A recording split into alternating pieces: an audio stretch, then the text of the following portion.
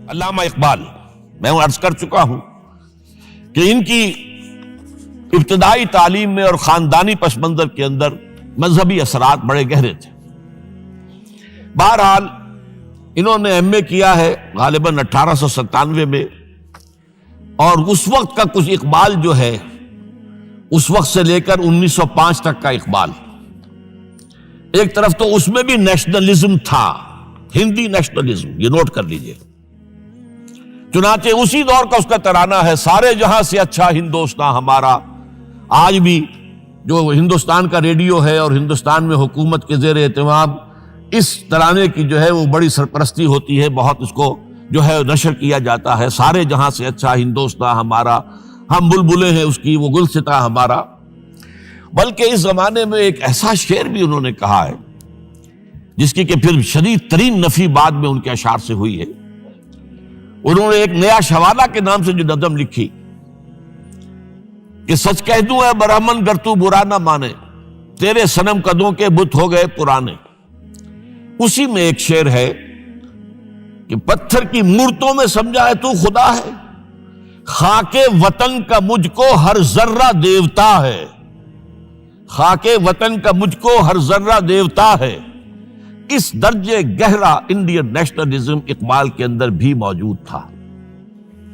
لیکن جب اقبال انگلستان گئے ہیں، یہ 28 برس کی عمر میں انگلستان گئے ہیں سن 1905 میں، اور 3 سال وہاں رہے، انگلستان اور جرمنی، اور بیرسٹری بھی کی، اور چونکہ فلسفی تھے پی ایچ ڈی بھی کر کے آئے۔ اس عرصے میں معلوم ہوتا ہے کہ اقبال کی قلب ماہیت ہو گئی۔ یہ میرا ایک تجربہ ہے، بڑا پرانا ہے، میرا مشاہدہ تھا۔ 1970 میں پہلی مرتبہ میں انگلستان گیا تھا، میرے چھوٹے بھائی وہاں زیر تعلیم تھے، انہوں نے بلایا تھا۔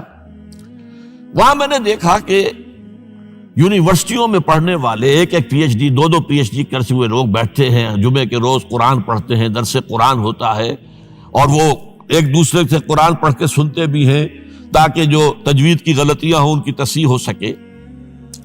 اور میں نے سوچا کہ پاکستان میں اس سطح کے لوگ جو ہیں کبھی اس قسم کی مصروفیت میں مبتلا مجھے تو نظر نہیں آئے۔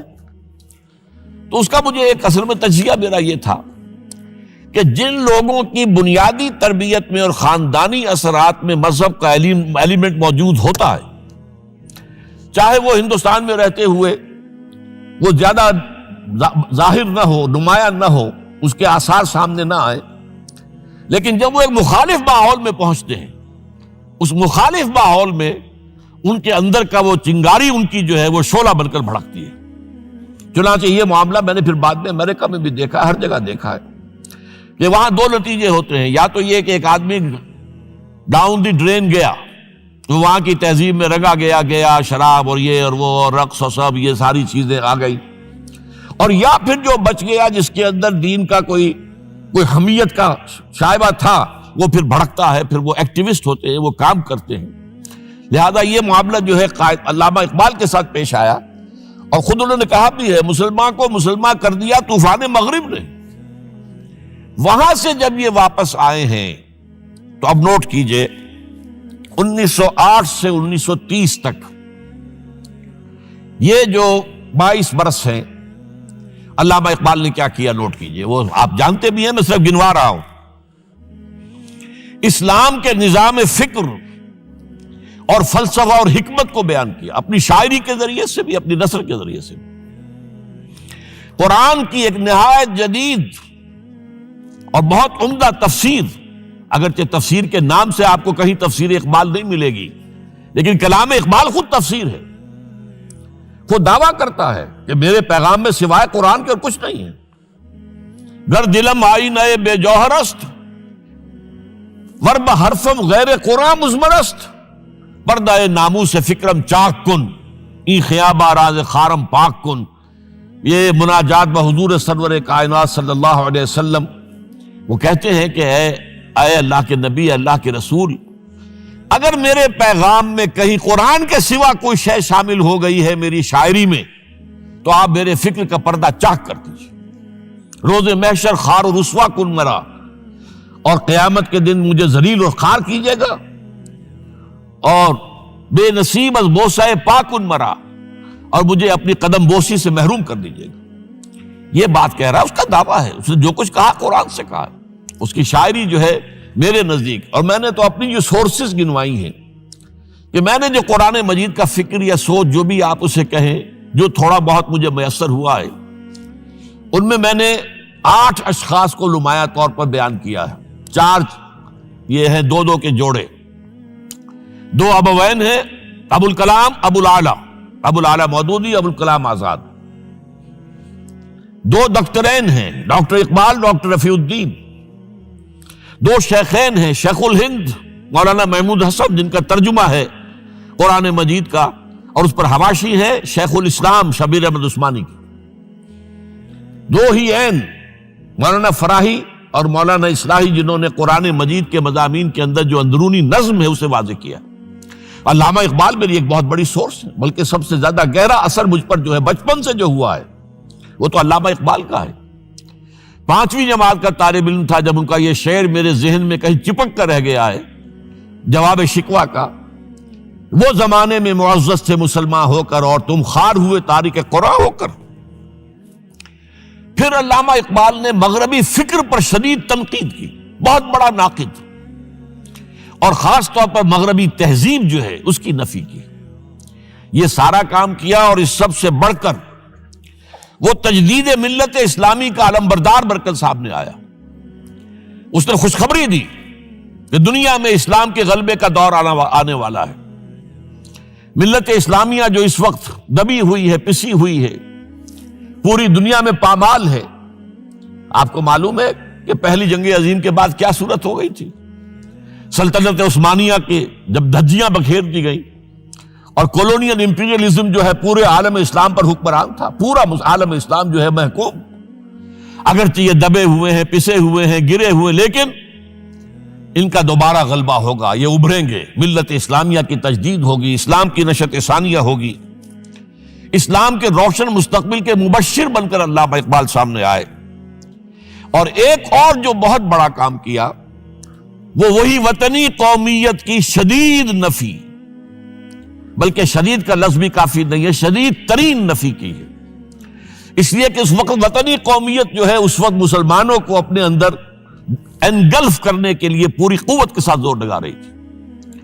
میں نے علامہ اقبال کے حوالے سے جو باتیں کی ہیں کہ احیاء فکر اسلامی اور تجدید ملت اسلامی، اس کے ساتھ ساتھ ہندوؤں میں کیا ہو رہا تھا اس دور میں، ان کے ہاں بھی ان کی مذہبی تجدید کا عمل بڑی شدت کے ساتھ شروع ہوا. اس میں بھی چند ناموں کا میں تذکرہ کرنا چاہوں گا. بنکم چٹرجی، اس نے بندے ماترم کا یہ جو ترانہ ہے آج بھی بھارت کے اندر مجبور کیا جا رہا ہے مسلمانوں کو بھی کہ وہ بھی اسکولوں کے اندر یہ ترانہ پڑھیں، اور ابھی مسلمان رجسٹ کر رہے ہیں. اس میں وہ زمین کی بندگی، بھارت ماتا ہم تیرے بندے ہیں، اور یہ جو ہے ہندو رینائسنس کا ایک بہت بڑا جو ہے یوں سمجھیے کہ علم بردار. پھر دوسری شخصیت سامنے آئی، راجہ رام موہن. یہ شخص بہت بڑا فاضل، بڑا عالم، 10 کے قریب زبانیں جو ہے ان کا ماہر، جس میں یورپینز بھی اور ایسٹرن بھی. پھر یہ کہ یہ مسلمانوں کا ہمدرد بن کر آیا. انگریز نے جب یہاں پر ان کے پادریوں نے تثلیث کی تلقین شروع کی ہے تو آئینہ توحید کے نام سے اس نے کتابچہ لکھا اس کی نفی کے لیے. اس حوالے سے یہ کچھ ایسی شخصیت بننے کی کوشش کر رہا تھا کہ مسلمان بھی اس کو قبول کریں، اور اس کے بعد پھر اس نے برہمو سماج کے نام سے ایک ادارہ قائم کیا. یہ وہی تھا کہ جو اس سے پہلے اکبر نے جو فلسفہ دیا تھا دین الہی، بھئی اللہ کا معاملہ کرو، صرف اللہ کو سب مانتے ہیں، صرف نام ہے مختلف ہے، کسی نے کوئی نام رکھ دیا، کوئی مہادیو کہتا ہے، کوئی کچھ کہتا ہے، کوئی گاڈ کہتا ہے، سب خدا کو تو سب مانتے ہیں. یہ جو رسالت کا معاملہ ہے اور شریعت کا معاملہ ہے، یہ فساد کی جڑ ہے. رسالت کی بنیاد پر شریعتیں مختلف، عبادتیں مختلف، ذرا اس کو پیچھے ڈالو. تو دین اکبری یا دین الہی اس کا نام تھا. اس کے اندر بھی در حقیقت کوشش یہ تھی کہ تمام مذاہب کو ایک ہاون دستے میں ڈال کے اور اس کو کوٹ کے اور چھان پیس کے ایک صفوف بنا کر ایک کامن مذہب ہندوستان کا وجود میں لایا جائے. بہرحال اس وقت اللہ تعالیٰ نے کھڑا کیا ہے حضرت مجدد الفسانی رحمۃ اللہ علیہ کو کہ جنہوں نے اس فتنے کی سرکوبی کی. اس نے بھی مجلس ایزدی کے نام سے ایسا ہی ادارہ شروع کیا، اور یہ گویا کہ ٹھنڈی چھری کے مانند، اس لیے کہ اسلام کا دار و مدار تو رسالت پر ہے. بقول اقبال بمصطفیٰ برساں خویش را کے دی ہمہ اوست، اگر باؤ نہ رسیدی تمام بولا بیست. اسلام کا تو سارا معاملہ، دین جو ہے اس کا سارا جو مدار دار و مدار ہے وہ رسالت پر ہے، نبوت پر ہے، اسی پر شریعت کا سارا دار و مدار ہے. رسالت سے کاٹ دیجئے، حدیث سے کاٹ دیجئے، سنت سے کاٹ دیجئے، تو پھر قرآن کو پھر موم کی ناک بنا کر جو چاہیں آپ تعبیر کر لیں، جو چاہیں تشریح کر لیں، جدھر چاہیں اسے موم کی ناک کی طرح بوڑ کر لے جائیں. بہرحال اس معاملے میں بھی پھر ایک تیسری تحریک جو شروع ہوئی وہ بہت ملیٹنٹ تھی، آریہ سماج. دیانند سرسوتی نے، یہ ملیٹنٹ تھی اور بڑی اس کی جو ہے پذیرائی ہوئی ہندو معاشرے میں. انہوں نے کھل کر یہ کہا کہ ہندوستان صرف ہندوؤں کا ملک ہے، یہاں مسلمانوں کے لیے کوئی جگہ نہیں، لہذا یا ہندو ہو جائیں مسلمان اور یا پھر یہاں سے ہجرت کر جائیں. کھل کر آریہ سماج، اسی کے تحت پھر مہاسبھا بنی، اسی کے تحت RSS، انتہائی ملیٹنٹ آرگنائزیشن جو ہے ہندوؤں کی، یہ سب جو ہے دیانند سرسوتی کا. یہ اسی طریقے سے پھر شدھی کی تحریک شروع ہو چکی تھی، ریکلیم کرو مسلمانوں کو. یہ ہم ہی میں سے تھے، ان کے آباء و اجداد کہیں جو ہے مسلمان ہو گئے، انہیں واپس لو.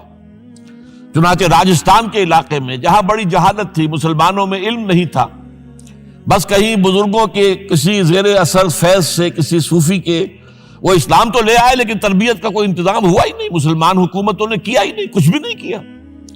تو نتیجہ یہ نکلا کہ بڑے پیمانے پر شدھی کی تحریک ہو رہی تھی. میوات کے علاقے میں بڑی تیزی کے ساتھ مسلمان جو میو تھے وہ ہندو ہو رہے تھے. اسی پر تحریک اٹھائی ہے مولانا الیاس رحمت اللہ علیہ نے. ان کا مقابلہ کرنے کے لیے، اس تحریک کا، اس شدھی کی تحریک کا مقابلہ کرنے کے لیے یہ تبلیغی جماعت کا نظام بنایا تھا کہ بس 6 باتیں لو اور جاؤ، دیہات میں جاؤ، چنے لے کر گڑ لے کر جاؤ، کسی کا کھانا نہ کھاؤ، اپنا کھانا کھاؤ، کوئی تنخواہ نہیں، اور دین کی تبلیغ کرو. یہ نظام ان کا در حقیقت اسی شدھی کی تحریک کے جواب میں شروع ہوا. پھر سنگٹن کی تحریک شروع ہوئی کہ ہندوؤں کو سب کو جمع کر دیا جائے.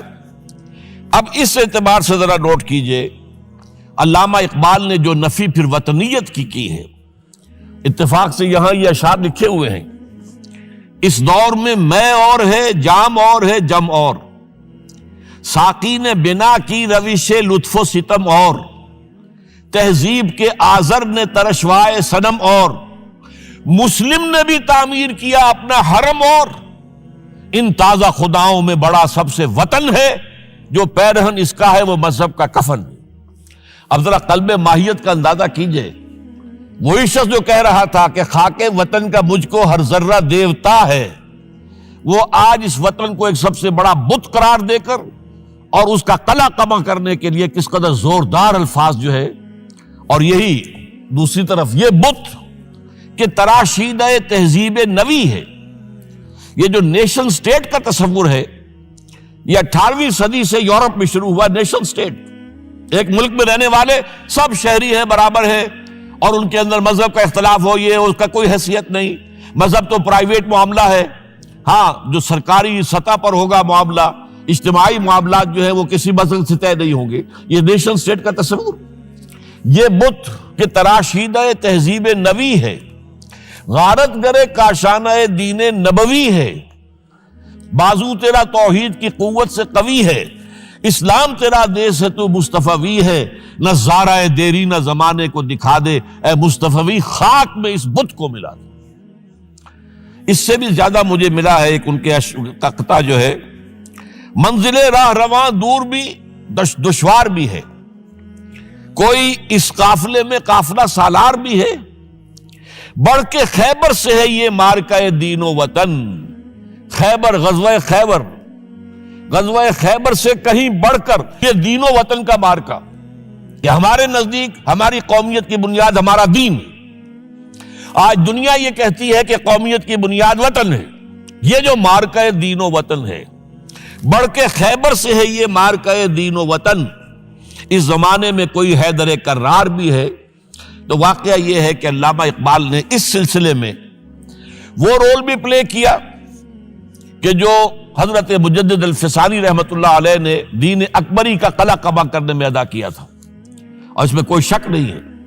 اس اعتبار سے میں کہا کرتا ہوں کہ حضرت مجدد الفسانی کے بروز کی حیثیت رکھتے ہیں علامہ اقبال، اور ان کو جو گہری نسبت تھی، حاضر ہوا میں شیخ مجدد کی لحد پر، وہ خاک کے ہے زیر فلک مطلع انوار، گردن نہ جھکی جس کی جہانگیر کے آگے، جس کے نفس گرم سے ہے گرمی احرار، وہ ہند میں سرمایہ ملت کا نگہباں، وہ ہند میں سرمایہ ملت کا نگہباں۔ ملت کا سرمایہ تو سارا کا سارا جو ہے ایمان بالرسالت سے۔ آپ حضرت مجدد الفسانی کے خطوط پڑھیے، سب سے زیادہ زور اطاعت رسول، اطاعت رسول، اطاعت رسول، اطاعت رسول۔ جس کی جڑ کاٹنے کی کوشش کی تھی دین الہی کے ذریعے سے اکبر نے، اس کو دوبارہ مستحکم کیا ہے وہ مجدد الفسانی رحمۃ اللہ علیہ نے۔ اب آئیے 1930 کا ماہ دسمبر، اس میں ایک بات ہم دیکھ چکے، محمد علی جناح ہندوستان کی سیاست سے مایوس ہو کر ملک چھوڑ کر انگلستان میں جا کر آباد ہو چکے۔ اور اس ضمن میں ایک واقعہ میں آپ کو سنا دوں۔ ایس ایم اکرام صاحب کا نام بہت سے حضرات کے علم میں ہوگا، ان کی 3 کتابیں جو ہیں بڑی مارکت الآراء ہیں، آب کوثر، موج کوثر، روض کوثر۔ ادارہ ثقافت اسلامیہ کے ڈائریکٹر رہے بہت عرصے تک، بہت پڑھے لکھے آدمی تھے۔ وہ آکسفورڈ میں پڑھتے تھے اس زمانے میں۔ وہ لندن گئے، انہوں نے محمد علی جناح صاحب سے ملاقات کی اور کہا کہ آپ کیوں چھوڑ کر آ گئے ہندوستان؟ ہندوستان کے مسلمانوں کو آپ کی رہنمائی کی ضرورت ہے۔ تو جواب جو تھا محمد علی جناح کا وہ نوٹ کرنے کے قابل ہے۔ ہندوز آر انکوریجیبل، یہ ہے جو نتیجہ نکالا تھا محمد علی جناح نے۔ یوں سمجھیے کہ 24 برس کی محنت شاقہ کہ کوئی اتحاد کا فارمولہ طے ہو جائے، کوئی بنیاد ہو جائے، کوئی ہمارے مابین متفق علیہ اسکیم بن جائے، لیکن جس درجے مایوس ہوا ہے شخص، ہندوز آر انکوریجیبل، یہ ناقابل اصلاح ہے۔ اور مسلمانوں کا حال یہ ہے کہ ان کا ایک لیڈر جو بات مجھ سے کرتا ہے صبح کو، وہ شام کو ڈپٹی کمشنر کو بتا دیتا ہے۔ تو اب میں ایسی قوم کی رہنمائی کیسے کروں؟ تو یہ میں نے آپ کو یہ واقعہ بھی سنا دیا کہ وہ مایوسی کا عالم کیا تھا۔ لیکن اب جو ہے 1930 میں، جبکہ مسلم انڈیا کا ایک سورج تو غروب ہو گیا تھا، مغرب میں جا کر بیٹھ گیا، مغرب میں سورج غروب ہوتا ہے، ایم اے جناح تو وہاں بیٹھ گئے۔ ایک سورج اب طلوع ہوا ہے مسلم لیگ کے پلیٹ فارم پر، یہ ہے علامہ اقبال۔ 1930 کا جو ان کا خطبہ ہے الہ آباد کا، وہ بہت اہم، بہت اہم، بہت اہم۔ ایک تو یہ کہ انہوں نے اپنی شاعری کے ذریعے سے وطنیت کی جو نفی کی تھی اور مسلم قومیت کا جو اس بات کیا تھا، اسے ایک فلسفیانہ انداز میں سوشیولوجی، عمرانیات کے مسلمہ اصولوں کی روشنی میں جس طریقے سے مدلل بیان کیا ہے، اس اعتبار سے وہ ایک بہت قیمتی دستاویز ہے۔ لیکن اس کے ساتھ ہی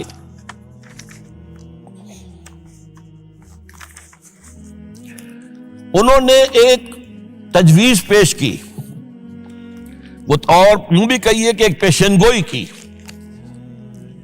وہ پیشن گوئی یہ تھی کہ ہندوستان کے شمال مغرب میں ایک مسلمان ریاست قائم ہوگی، اور پھر یہ بھی کہا میں مطالبہ کرتا ہوں کہ وہ قائم ہو۔ البتہ اس میں بعض لوگ جو ہیں اس پر یہ تنقید کرتے ہیں کہ علامہ اقبال نے تو یہ کہا تھا I would like to see the Punjab, the Northwest Frontier Province, Sindh and Balochistan amalgamated into a single state. Self-government within the British Empire or without the British Empire. The formation of a consolidated Northwest Indian Muslim state appears to me to be the final destiny of the Muslims, at least of Northwest India. اس پہ اعتراض یہ کیا جاتا ہے کہ علامہ اقبال نے تو ہندوستان کے اندر برطانیہ کے حکومت کے اندر کے لیے تجویز دی تھی، لیکن یہ بات غلط ہے۔ اصل میں نوٹ یہ کیجئے کہ 1930 تک تو اس کا کوئی امکان ہی نظر نہیں آتا تھا کہ انگریز ہندوستان چھوڑ کے چلا جائے گا۔ تو اس وقت کے لیے ان کی تجویز یہ تھی کہ ہندوستان میں ایک صوبہ بنا دیا جائے، یہ آج کا پاکستان، یا یوں سمجھیے کہ جو کچھ عرصے پہلے 1 یونٹ بنا تھا، برٹش انڈیا میں بھی یہ 1 یونٹ کی حیثیت سے ایک سٹیٹ بن جائے، تاکہ اس علاقے میں مسلمانوں کے اندر جو کچھ قومیتی کچھ تھوڑا تھوڑا فرق ہے، کلچر کا فرق ہے، کچھ ان طرح کی چیزیں، زبانوں کا فرق ہے، تو یہ جو ہے مل جل کر ان کے اندر ایک قوم کا تصور جو ہے باقاعدہ پیدا ہو جائے۔ اسی لیے وہ کہتے ہیں I demand the formation of a consolidated Muslim state in the best interest of India and Islam۔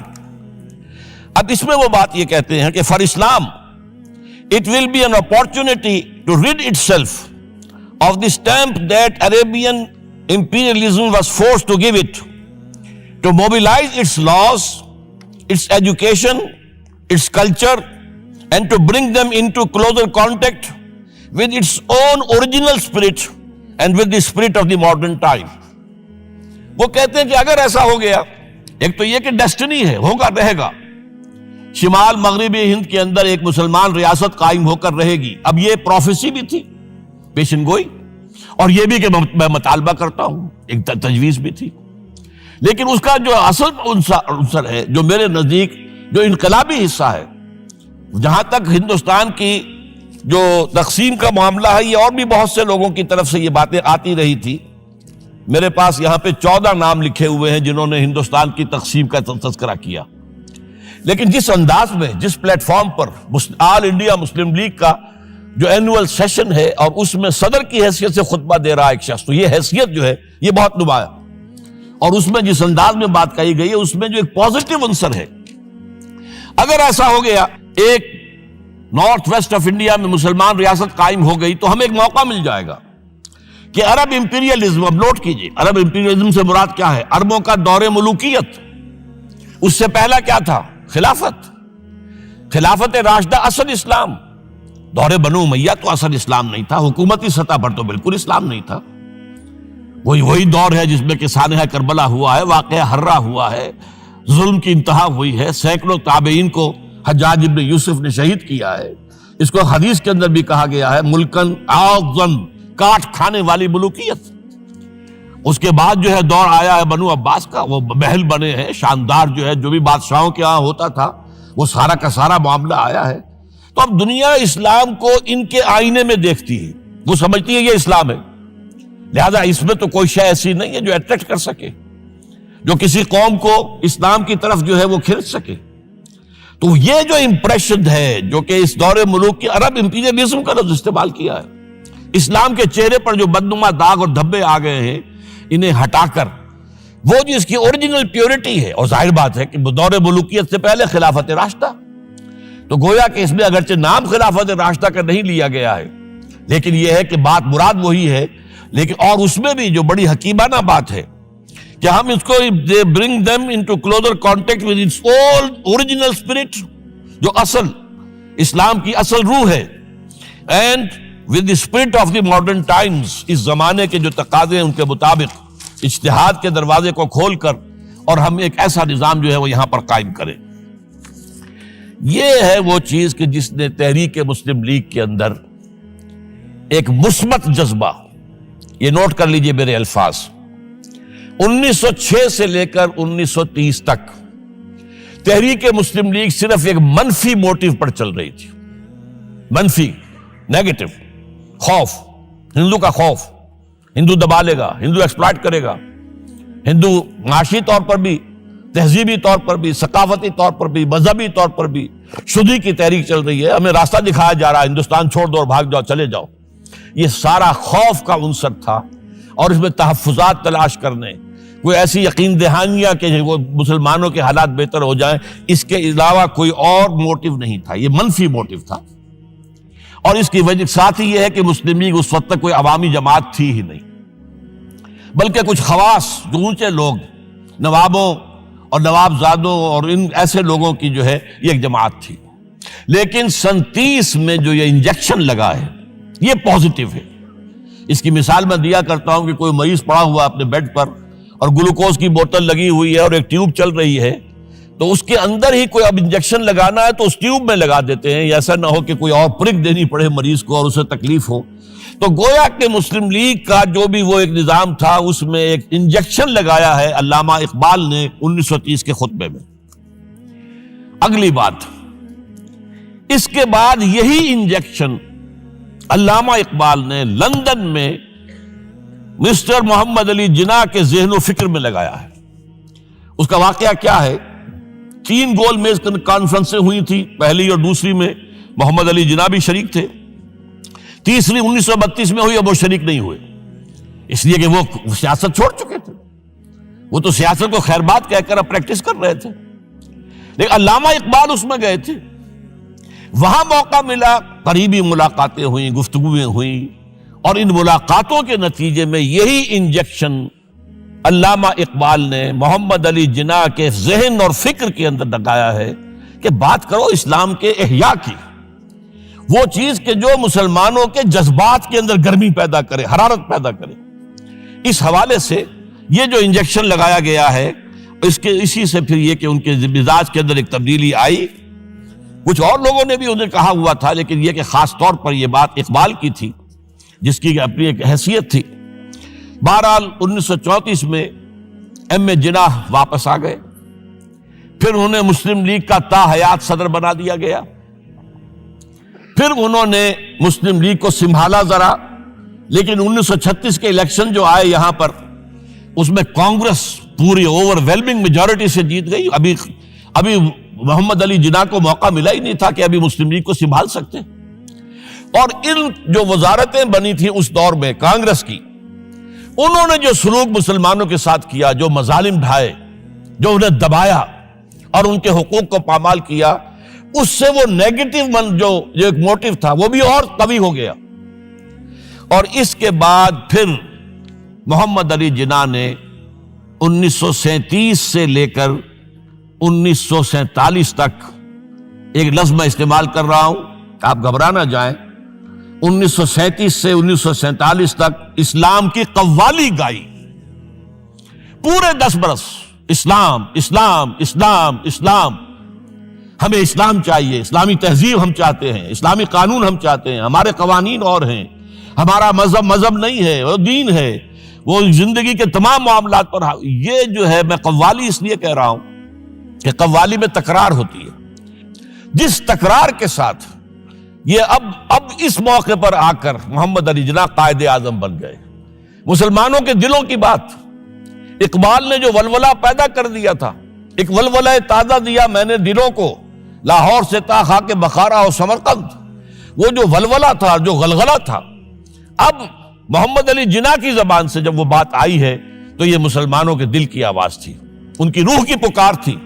لہذا اب مسلم لیگ ایک عوامی جماعت بنی اور محمد علی جناح اب قائد اعظم قرار پائے۔ اب اس معاملے میں چاہتا ہوں ذرا، کیونکہ یہ بات نئی سی ہوگی، میرے اس تجزیے کے روح سے نظریہ پاکستان اسلام اور اسلام کا احیاء خلافت راشدہ کے مفہوم میں، اور اس کا خالق اقبال ہے، اس میں کوئی شک نہیں، قائد اعظم تک بھی یہ بات پہنچانے والا اقبال ہے، اور پھر اسی پر قائد اعظم نے عمل کیا ہے۔ تو اس چیز کو بہت سے لوگ جو ہیں آسانی کے ساتھ تسلیم نہیں کریں گے، لیکن میں یہ چاہتا ہوں کہ خود قائد اعظم نے علامہ اقبال کے بارے میں جو کچھ کہا ہے اس کی 2 کوٹیشنز آپ کے سامنے رکھ دوں۔ کلکتہ 21 اپریل 1938 کو علامہ اقبال کا انتقال ہوا۔ اس وقت کلکتہ میں ایک بہت بڑا جلسہ ہو رہا تھا فلسطین کے مسئلے پر غور کرنے کے لیے، قائد اعظم اس کے چیف مقرر تھے۔ اب یہ خبر پڑھیے، A mammoth public meeting of the Muslims of Calcutta was held on the football ground on 21st April to consider the Palestine problem. But it was converted into a condolence meeting to mourn the death of Allama Iqbal. Mr. M. A. Jinnah said that the sorrowful news of the death of Dr. Sir Muhammad Iqbal had plunged the world of Islam in gloom and mourning. Sir Muhammad Iqbal was undoubtedly one of the greatest poets, philosophers and seers of humanity of all times. Note kijiye, one of the greatest poets, philosophers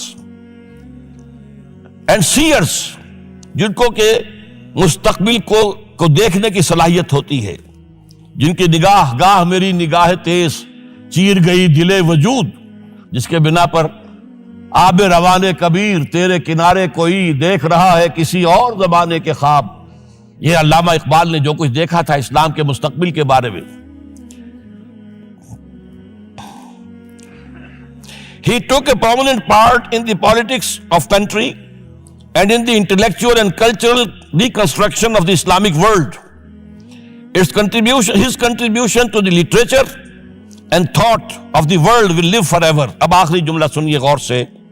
To me, he was a personal friend, number one, philosopher, number two, and guide, number three, and as such the main source of my inspiration and spiritual support.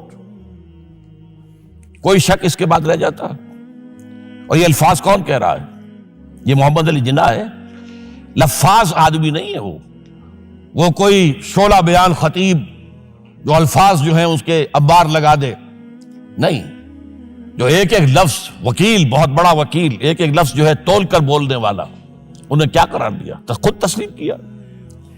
दूसरा मैं और दे रहा हूं, ये सन 40 में Iqbal day मनाया गया था। अब इसमें क्या कहते हैं कायदे आजम, if I live to see the ideal of a Muslim state being achieved in India and I were then offered to make a choice between the works of Iqbal and the rulership of the Muslim state, I would prefer the former. अगर हम कामयाब हो जाते हैं कि इस्लामी रियासत कायम करने में, मुसलमान रियासत कायम करने में, और उसके बाद मेरे सामने चॉइस रखा जाता है कि या तो अल्लामा इकबाल का कलाम ले लो और या हुकूमत के सरबराह बन जाओ, तो मैं अल्लामा इकबाल के कलाम को तरजीह दूंगा। और सुनिए, continuing, Mr. Jinnah said that in April 1936 he thought of transforming the Muslim League, which was then only an academic institution, into a parliament of the Muslims of India. From that time to the end of his life, he continued. Iqbal stood like a rock by him. Iqbal, Mr. Jinnah said, was not only a great poet who had permanent place in the history of the world's best literature, he was a dynamic personality who during his lifetime made the greatest contribution towards rousing and developing of Muslim national consciousness. अब इसके बाद जो है नजरिया पाकिस्तान क्या था और उसका खालिक कौन था, इसको अच्छी तरह समझ लीजिए।